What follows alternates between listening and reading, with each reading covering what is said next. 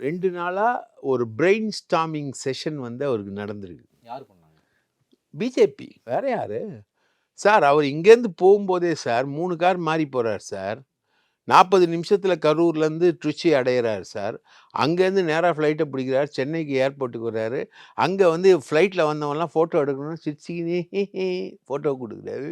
வீட்டுக்கு போறாரு. வீட்ல வக்கீல் வெயிட்டிங். சிபிஐ விசாரணை கேட்கிறார் உடனே. அந்த சிபிஐ விசாரணை கேட்கிறார்ன்ற செய்தி வெளியில வருது. அவர் வீட்டுக்குள்ளேருந்து. அப்போ தே ஆர் ப்ரிப்பேர்ட். சிபிஐனா யாரு? Central government. சென்ட்ரல் கவர்மெண்ட் காப்பாத்திடும் அப்படின்றதா?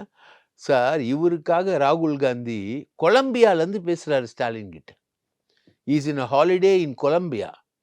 கொலம்பியாலேருந்து ஸ்டாலின் கிட்ட பேசி, இவரு ராகுல் கிட்ட பேசி, ராகுல் அங்கேருந்து ஸ்டாலின் கிட்ட பேசி, திரும்பி ராகுல் வந்து நான் பேசிட்டு வரேன் விஜய் கிட்ட அப்படின்னு சொல்லிட்டு விஜய் கிட்ட திரும்பி பேசி, திரும்பி வந்து அதில் தான் எஃப்ஐஆரில் அவர் பேர் இல்லை. அதான் சிஎம்மோட வார்த்தைகள் வருது இல்ல, எந்த தலைவரும் தனது தொண்டர்கள் அல்லது ரசிகர்கள் சாக வேண்டும் என விரும்ப மாட்டார்கள். இந்த வார்த்தை யார் வார்த்தை தெரியுமா? திரு ராகுல் காந்தியோட வார்த்தை.